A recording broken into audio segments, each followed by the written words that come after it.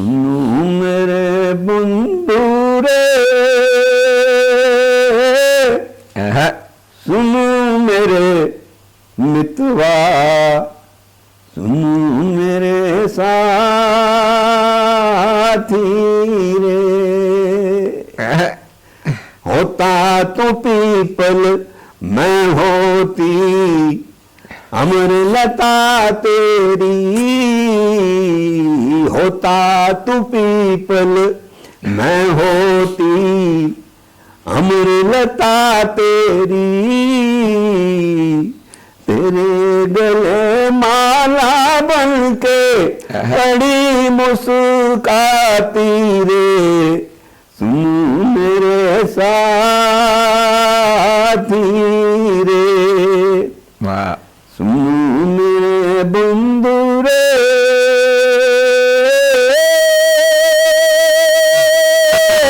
वाह भाई वाह, वाह भाई वाह, वाह भाई वाह। जी देखा नाजरीन, कैसा टैलेंट है और कैसा मल्टी टैलेंटेड रशीद अली, जिसके साथ मुझे फख्र है कि वो मेरा दोस्त है। तो हम बात को जारी रखें। जी मैं हैरान होता हूँ कि अगर उस दौर में ये कॉलेज के प्लेटफॉर्म ना होते टैलेंट डिस्कवर करने के लिए, तो क्या होता। कितना टैलेंट जो बिखरा पड़ा है इस धरती पे वो जाया हो जाता। देखो ना रशीद अली, और ये बड़ी इंटरेस्टिंग बात है कि जब मैं मैट्रिक में मेरे बड़े अच्छे नंबर थे और मुझे जीसी में दाखिला मिल सकता था, बिल्कुल, लेकिन मैं चला गया अब्बा जी से मिलने और पीछे मेरा दाखिला जो था वो मेरे कजन अनवर ने ले लिया और उनकी तरफ जो थी वो इस्लामिक कॉलेज रेलवे रोड तक की थी, क्योंकि वहां से पढ़े हुए थे, तो उन्होंने मुझे वहीं दाखिल करा दिया। अरे वाह। और बाद में अंदाजा हुआ कि यार ये तो ब्लेसिंग इन डिस्गाइज है, सब ऊपर से ऑर्डर हो रहे होते हैं, ऊपर से ऑर्डर हो रहे होते हैं, ये सब। और वहां पढ़ना मेरे लिए ब्लेसिंग हो गया। अच्छा, यहाँ एक बात और ज़हन में आ गई, मैं वो ज़रूर डिस्कस करना चाहूँगा आपके साथ कि देखें स्कूल में तर्ज तालीम क्या है, कॉलेज में तर्ज तालीम क्या है, उससे आगे चले जाएं तो क्या है। जब बच्चे को पहले दिन आप किसी इंस्टीट्यूशन में दाखिल करवाते हैं, उसको क्या पढ़ाया जाता है और क्यों पढ़ाया जाता है, सवाल ये है। हमारे यहाँ अगर कोई ऐसा सिस्टम होता कि बच्चों के नेचुरल टैलेंट को देखकर उन्हें उसी में ग्रो करते, उसी में पॉलिश करते, उसी को एजुकेट करते, वही उसको निसाब जो था वो दिया जाता और वो उसी में आगे चलता, लेकिन ऐसा होता नहीं था। हमारे दौर की बात कर रहा हूँ। हमारे जो बड़े थे वो बेचारे सीधे साधे लोग थे, वो मजदूर टाइप लोग थे, वो मेहनत कश लोग थे, वो सेल्फ मेड लोग थे, अपने जोरे बाजू पे उन्होंने अपने हर चीज़ पैदा की हुई थी और अपने रिसोर्सेज खुद जनरेट करते थे, वो किसी के मोहताज नहीं थे। उनके जहन में यही था कि पैसा कमाना है, किसी तरीके से कमाना है। उनको ये नहीं पता था कि मेरा ये बच्चा डॉक्टर बन सकता है, मेरा ये बच्चा इंजीनियर बन सकता है, मेरा ये बच्चा आर्टिस्ट बन सकता है, मेरा ये बच्चा पेंटर बन सकता है। उनको ये सेंस नहीं थी। मेरे साथ हुआ ना ऐसा। मैं तो पेंटिंग बहुत अच्छी करता था स्कूल लाइफ में, आपको पता है। तो मैं ऐसे किसी इंस्टीट्यूशन में जाना चाहता था जहां पेंटिंग में मैं आगे जाऊं, लेकिन वो मुझे पता ही नहीं था कि कहाँ है कोई ऐसा अदारा जो पेंटिंग सिखाता है। क्योंकि मेरा बाप चाहता था मैं इंजीनियर बनूं, लेकिन वो जो वाकया था एनसीए वाला, वो तो बताओ ना, वो क्या हुआ? वो ये हुआ कि दिसंबर टेस्ट होने वाले थे, फर्स्ट ईयर था कॉलेज में, तो मुझे पता चला कि यहाँ एनसीए है, नेशनल कॉलेज ऑफ आर्ट्स, जहाँ वो इसमें डिज़ाइनिंग वगैरह में पेंटिंग के वो कोर्स करवाए जाते हैं, 4 साल का कोर्स होता है। तो मैं पूछता पाछता वहाँ चला गया। वो प्रिंसिपल थे शाकिर अली मरहूम, जिनके नाम से शाकिर अली ऑडिटोरियम है। मैं सीधा उनके कमरे में, तो मुझे कहने लगे हाँ बेटा क्या बात है। मैंने कहा सर मैंने एडमिशन लेना है। कहता बेटा एडमिशन तो बंद हो गए, अब तो दिसंबर टेस्ट होने वाले हैं, तो आप अगले साल आइएगा। मैंने, मेरे अंदर वो एक्टर भी था शायद, वो मैंने थोड़ा सा, सर मैं बीमार हो गया था, मेरा 1 साल जाया हो जाए अगर मैंने एडमिशन न लिया तो। और आंखों में आंसू। तो उन्होंने मुझे गौर से देखा, यार ये बच्चा बेटा फिर हम आपका टेस्ट लेंगे। मैंने कहा जी बिस्मिल्लाह, आप 10 टेस्ट लें। वो एक प्रोफेसर को बुलाया उन्होंने, वो आए, उन्होंने टेस्ट लिए, मैंने पेंटिंग वेंटिंग बनाई, वो बहुत अच्छी बन गई। तो देख के कहते यार आप तो पास हो गए, लाएं आप 90 रुपए जमा करवा दें, आपका एडमिशन हो गया। और मुझे उन्होंने ये भी बताया कि यहाँ टोटल कोई 25-30 सीटें होती हैं स्टूडेंट्स की जो को एजुकेशन थी। जब मैंने वहाँ का एटमॉस्फेयर देखा ना, वो माहौल, वो लगता था इतना ख्वाबनाक वो माहौल था। मेरे ख्वाबों की असल ताबीर ये है वो जगह जहाँ मुझे होना चाहिए, क्योंकि मैं नेचुरल बॉर्न अल्लाह ताला ने मुझे वो दी थी चीज़, ये पेंटिंग वगैरह, ये गुलकारी, ये म्यूज़िक, ये एक्टिंग, ये तहरीर, अदब, शायरी, ये सारे फाइन आर्ट्स के शोबे हैं। तो कोई ना कोई एक ऐसा उसमें होता है जो अल्लाह ताला वो चिप आपके दिमाग में डालकर भेज देता है, और उस चिप को फिर काम में लाना, उसको डिस्कवर करना, ये आपके उस माहौल की वजह से है। अगर तो आपको अपॉर्चुनिटी मिल गई है कहीं तो आप डिस्कवर हो गए, नहीं मिली तो आप जाया हो गए, और ये ट्रेजेडी है। मैं फिर वहाँ मैंने कहा जी अभी नहीं है मेरे पास पैसे, मैं कल ले आऊँगा। तो कहने हाँ आपका दाखिला हो गया, आप कल ले। मैं बाहर निकला, मैं ऐसे लग रहा था जैसे हवाओं में उड़ रहा हूँ। तो मैंने कहा मैं ये है वो जगह जहाँ मुझे होना चाहिए था।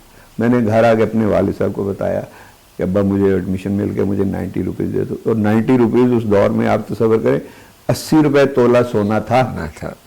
एक तोला सोने की कीमत 80 रुपये थी, तो 90 रुपये मतलब आज के हिसाब से कितना हो गया, वो लाखों रुपया हो गया। तो अब्बा ने फिर मुझे जो बाद में उसका बहुत मारा उन्होंने, मेरा दिल टूट गया। मैंने फिर उनसे चोरी चोरी सब्जेक्ट चेंज कर लिए। फिर ये गाना वाना और ये एक्टिंग वेक्टिंग के चक्कर में ना फिर ड्रामे में भी हिस्सा ले लिया, वहाँ भी ड्रामा। सबसे पहले हमने मीरे मुशायरा किया था जी, मीरे मुशायरा, फिर कॉक्स एंड बॉक्स किया था, फिर कॉक्स एंड बॉक्स किया। मीरे मुशायरा में तो आप भी, मैं भी था उसमें जी बिल्कुल। We started our career together actually, बिल्कुल।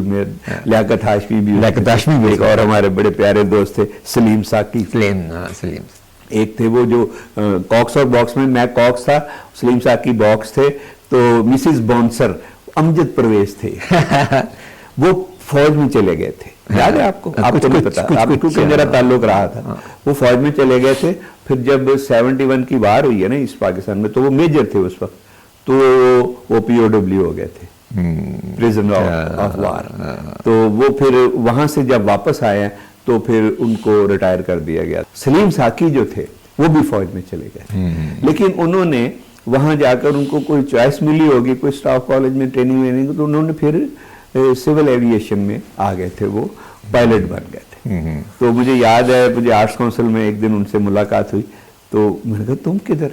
कहने लगा मैं इधर, गवर्नर है ना, जो गवर्नर साहब आए थे, गवर्नर उस दौर में शायद थे जिलानी साहब थे, गुलाम जिलानी, तो उनके पायलट थे पर्सनल, वो जो जहाज उड़ाते थे उनका। तो आर्ट्स काउंसिल में जिलानी साहब आए हुए थे। तो जिलानी साहब एक कमाल शख्सियत थे, वो उनमें वो मैं उन्हें कहता था शाहजहानी रूह है इनमें। ये आर्ट्स काउंसिल जो है ना आज आप देख रहे हैं, ये उनकी काउंसिल, वो भी जो पार्क वगैरह जो बने हैं लाहौर में, लाहौर में इतने पार्क्स बने हैं, वो उन्हीं की मेहनत थी। कॉलेज के बाद थे क्या? जी पास हो। हाँ जी, इस्लामी कॉलेज के बाद ये हुआ कि जब इंटर कर लिया तो मेरे घर के हालात कुछ ऐसे थे। मैं अपने बहन भाइयों में सबसे बड़ा था। वाले साहब अकेले रेलवे में थे, ड्राइवर थे, गाड़ी चलाते थे, तो अकेले वो मैं देखता था उन्हें कि इतने तनख्वाह में गुजारा नहीं होता। 6-7 बहन भाई थे, वालदा थी और दादा दादी थे उनको। फिर मेरे चचा थे, उनको भी वालिद साहब सपोर्ट करते थे, पढ़ा रहा, किसी को कुछ कर रहे, किसी को कुछ। तो मैंने सोचा जॉब कर ली जाए। मैं फिर अपने बाप का बाजू बन गया, मैंने जॉब कर ली। मेरी पोस्टिंग वजीराबाद हुई, सब ट्रेडर में, कचहरी वगैरह में था, अकाउंट्स की जॉब थी। तो वहाँ से फिर मैं 71 में ट्रांसफ़र करवा के, 68 में भर्ती हुआ था, 71 में ट्रांसफ़र करा के लाहौर आया। तो यहाँ फिर सूफ़ी निसार साहब मेरे पास आ गए, मेरे उस्ताद। उस्ताद मोहतरम, अल्लाह उन्हें गरी के रहमत करे, रहमत क्या करे। उस्ताद थे, सूफी तबस्सुम साहब के बेटे। हम इकनॉमिक्स पढ़ाते थे इस्लामी कॉलेज में, तो वो फिर मुझे ड्रामों में, वो खुद राइटर थे, डायरेक्टर थे, उन्होंने जितने ड्रामे लिखे हैं वो मेरे बगैर नहीं किए उन्होंने थिएटर में। फिर तुम्हारा कैरियर बनना शुरू हो वो गया। मेरा कैरियर बना। लेकिन इससे पहले हम एक बात मैं आपसे करना चाहता हूँ रशीद अली, तुम्हें याद है हमें फिल्में देखने का कितना शौक था? वो 11 बजे एक शो जो होता हाँ, था, मैटनी स्टूडेंट से भरा होता शो जो था। होता था, हाँ, स्पेशल शो। हाँ, स्टूडेंट से भरा होता था, और वो हम कॉलेज से निकलते थे, वो पहले 2-4 पीरियड जो अटेंड कर लिए, फिर 11 बजने वाले वो आ गए वहां। और मैंने एक फिल्म जो है ना इंडिया की, हम लोग, वो 26 बार देखी। ओ माय गॉड, और मुझे उसके डायलॉग आ दिया। दिया नहीं दिए का तेल जलता है। क्या फिल्म थी वो, सुनाओ जरा वो डायलॉग, हाँ, सुनाओ, मैं सुनाओ, सुनाता सुनाओ। हूँ। जिया साहब, जिया सरहदी, जिया सरहदी, हमारे क़याम सरहदी के क़याम सरहदी वालिद, के वालिद साहब, वो उस फिल्म के राइटर डायरेक्टर थे, प्रोड्यूसर भी शायद वही थे, तो फाइनेंसर पीछे कोई और था। तो रशिया का भी उधर रूज था, सोवियत यूनियन, चाइना में इंकलाब आ रहा था, ये सारी चीज़ें जो है ना, तो उससे वो बड़े पॉपुलर हुए थे सरहदी साहब। सरहदी साहब की वो फिल्म, और जो राजस्थानी थे उसमें जो हीरो थे वो भी लेफ्ट के थे, और उसमें था बिल्कुल। और उनके डायलॉग, वो जो एंड पे ना, अदालत है, अदालत में इन पे मर्डर का इल्ज़ाम है, और मर्डर भी अपने दोस्त का, तो वो अपने कटहरे में खड़े, तो वो वकील उससे पूछता है, what did he ask you, कि उसने तुमसे क्या पूछा है? उसने पूछा, भगवान ऐसी दुनिया को चौपट क्यों नहीं कर देता? मेरे पास उसका एक ही जवाब था, और जो बिल्कुल ठीक था।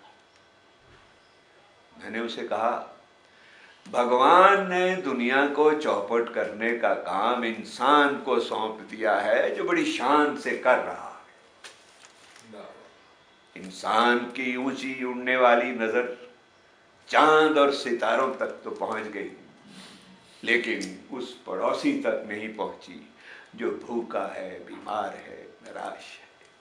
वाह वाह वाह। इंसान ने सब कुछ पा लिया जज साहब, लेकिन इंसान ने इंसानियत की मोहब्बत गंवा दी है, और शायद आज के इंसान का यही बड़ा कारनामा है।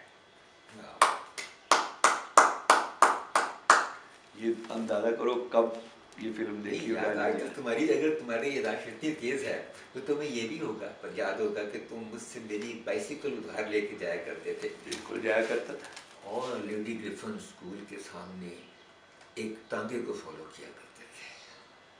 जरा वो बात तो सुना। उस शरारत में आपको सुना देता, आपको भी याद हो, उसमें एक लड़की आया करती थी किला गुजर सिंह से, मैं उस पर फरेफ्ता हो गया। वो फिजिकली बड़ी फिट थी, मैं पतला दुबला था, लंबा था, वो चौड़ाई में ज़्यादा थी। मतलब ये ऐसी कोई बात नहीं है, लेकिन इसको मुहज़्ज़ब अंदाज में, हमको ऐसी शरारत भी नहीं थी कि कोई इसको गैर मुहज़्ज़ब या कोई इखलाक से गिरी हुई। तो मुझे ना वो याद है, मैंने वो साइकिल पे, शायद मेरे साथ आप थे, बिल्कुल बिल्कुल, और मैं साइकिल पे आगे बैठा हुआ था, आप चला रहे थे, तो मैंने उस लड़की को पीछे बैठे एक जुमला कहा था, अल्लाह ने मलाई जोड़ी, एक लम्मा ते एक चौड़ी। वो बेचारी थी। फिर बाद में मुझे एहसास हुआ था कि यार नहीं करना चाहिए, ये गलत बात है, बेचारी क्या सोचती होगी, हालांकि बहुत खूबसूरत थी। और उसको ये कह दिया कि ये वाकया मुझे अच्छी तरह याद है, मैं क्योंकि खुद साथ था। नाज़रीन, मेरी गुफ्तगू, मेरी चिट चैट, मेरी गपशप, पुराने ज़माने की पुरानी बातें, दिल लगी की बातें, दिल लगाने की बातें मेरे अपने प्यारे दोस्त रशीद अली के साथ जारी हैं।